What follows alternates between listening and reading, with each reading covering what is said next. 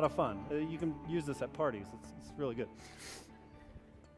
The force, like logic is something that was uncovered. Like if we study the stars long enough, we'll find it, or if there's somewhere deep in the molecules of whatever that it's there. But really, logic, if we think of the language of logic, we think of numbers, and math. And I wasn't really that great at math. Were you that great at math? I really wasn't that great at math. I loved math, but I was horrible at it.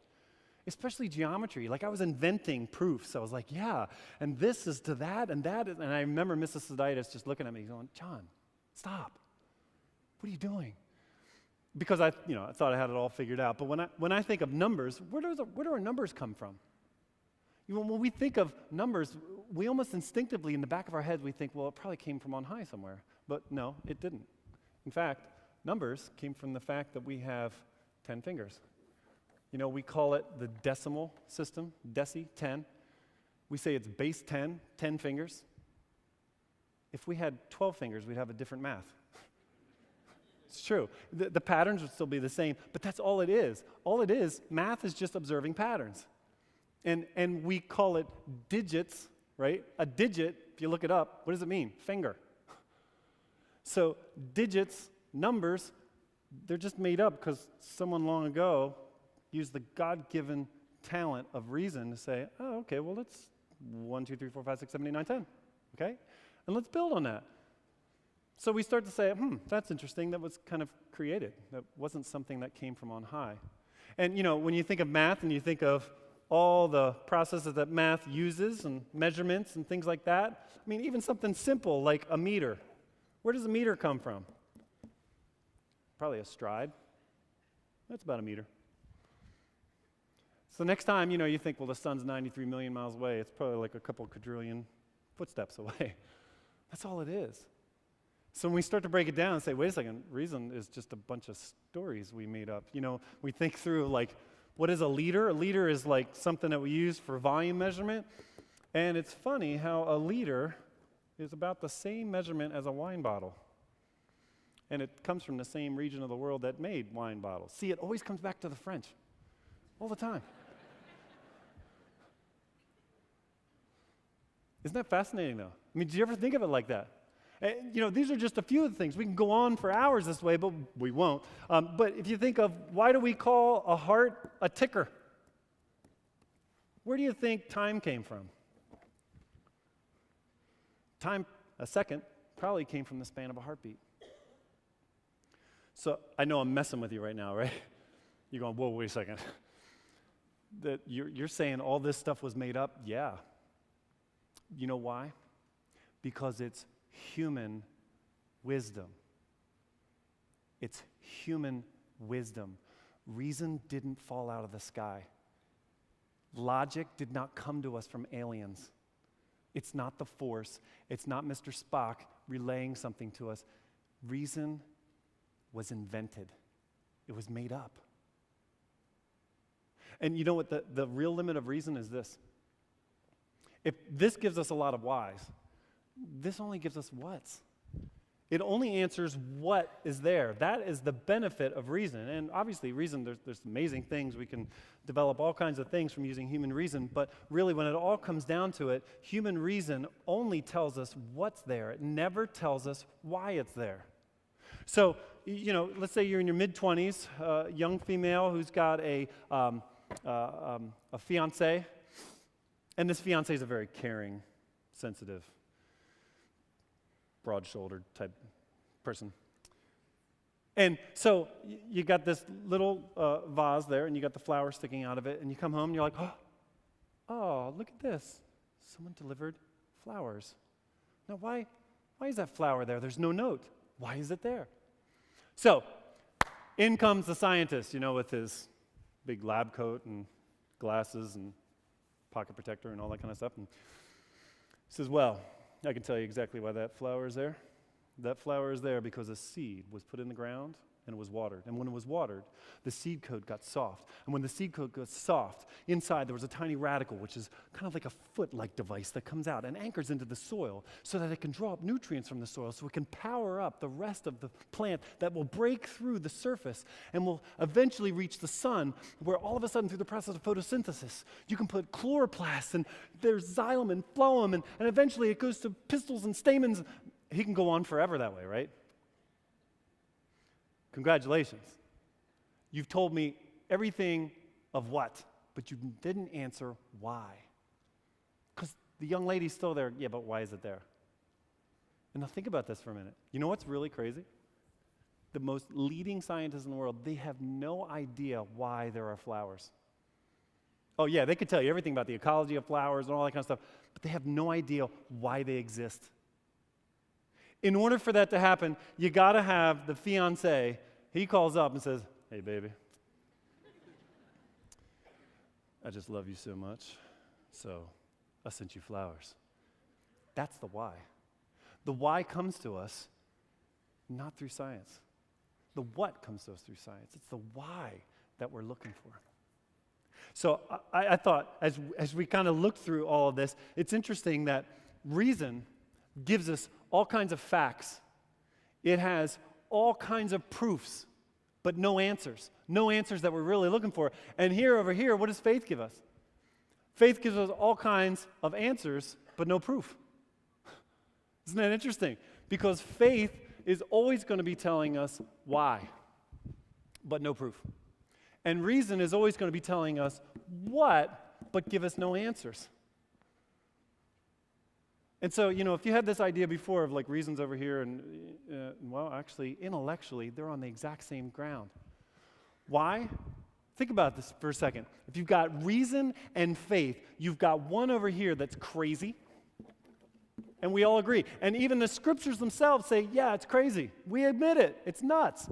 Over here, though, what we seldom think of is that it's contrived.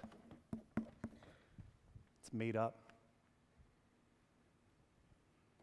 And we've only gotten ankle deep in that. Because really what it comes down to, it's a choice. They are intellectually on the exact same ground. But let's put this away for a second, okay? Can we put the boards away? Let's get into the soul of what this is all about, right? Because this became very apparent for me when I was in college. And it links to a story in my life that was foundational when I finally realized some of this. I remember one professor, I was in class, right? And as I was in class, there was like 100 people there in class. And this is what he said. He said, "Hey, I want to tell you something. All of these characters we've been studying about in the Old Testament, there's so many of them that you don't even know if they existed." And I was like, radar, what are you talking about? He's like, for example, Abraham. We don't even have proof that he existed. I was so excited because I just read an article on this. So I was like, I was so ready. I was like a taut tiger ready to pounce, We don't even have proof that he existed. My hand went up like a Pop-Tart out of a toaster. I was like, everybody in that room looked at me like, "Put your hand down. Stupid. We just want to get an A and get out of here." I'm like, "No! Truth is on the line, and I am standing in it." I just wanted to totally argue for it. I put up my hand so fast, and he looked at me, and, he got that usual kind of expression like, "Oh, there's John again," right? So he's like, "And John, what's your comment?" And I said, actually, I just read an article on this. I felt so smart. I really did. I was like, there's actually a stela, which a stela is like a column. It's like a cylinder type of thing that kings used to write on a long time ago. There's a stela by King Shishak. Saying Shishak made me feel so important. I said Shishak. And on this particular stela, they actually recorded the field of Amram. Like, I took the field of Amram. And when you add up the fact that this king, Shishak, that he talked about an area of the world that would have coincided with where Abraham really was, right? And it talked about a time in which he would have been there. And like all these things all come together and everything's perfect. That's pretty good proof that there was extra biblical evidence for someone like Abraham. And he goes, "Well, I've never heard of that, so. And he just kind of blew it off, but I didn't, okay? With all the tenacity of a chihuahua. I just went up to him afterwards. I was like, well, yeah, I'd like for you to see this article, and, I'm talking about it and everything. And he kind of blew it off again, And so I caught up to him like a week later. Yeah, I haven't read it yet. 2 weeks later, I finally catch up to him, and he had this very interesting gait, And so I was kind of like matching his gait. And I was like, hey, did you watch or did you read that article? And he's like, oh, yeah, I did. And he stops. Yeah, that name was very common back then. I was like, oh, okay. All right, well, let me just ask you a question or two here real quick while we're stopped. So you're saying that it was just a common name back then, kind of like Joe or whatever, and so, it wouldn't have made any difference. There are lots of people that he could have been talking about. Yeah, that's what I'm talking about. Oh, okay. All right, so let's just for the sake of it, because, this happened to line up with where Abraham was and all that kind of stuff.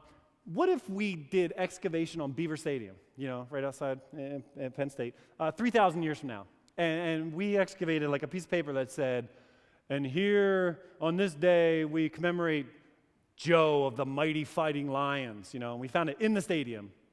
We couldn't conclude that would be Joe Paterno. I thought I had him. I was so excited. And he was like, no, it's not that simple. And I'm like, yes, it is. I was so mad. Of course it is. But you know what it taught me? It taught me from time and time again, no matter how many times I argued, he would argue back. And we would go back and forth, and we'd turn into this ping pong match again. And to be honest with you, it kind of wore me down. And I remember one night, I went home. I went back to my dorm room. My roommate wasn't there. I turned off the lights. I shut the door. I locked it. And I just lost it. Like I started to cry. And I just kneeled at my bed. And I was like, God, why does this have to be so hard? Because at my core, I had all these intellectual arguments. I had all this data. And I'm like, why is this so tough? And then I remember saying to God, and I almost felt like a traitor for saying it, I was like, God, I don't know if I have a reason to believe in you. I don't have a reason to believe in you. And I felt like I was a traitor in some ways. And then I remember seeing in front of me like two directions you could go. You can go one direction where you just ditch your faith, but you keep your intellect, and I'd be kind of like a smart person that's like a dried out prune, right? And then on the other side, I'd be a person that has faith, but he just ditches the intellect, and I'd be like a stupid, faithful person. Both of those things weren't really that great, Both of those options I didn't want. And I remember almost feeling like being on a high dive, like I got to do something. And so you know what I did? At that point, I realized that, all right, regardless of what these arguments are, they're all contrived, and the stories themselves are crazy, and there's some point where I just got to make a choice. Either I believe in this stuff or I don't. Either I'm in or I'm out.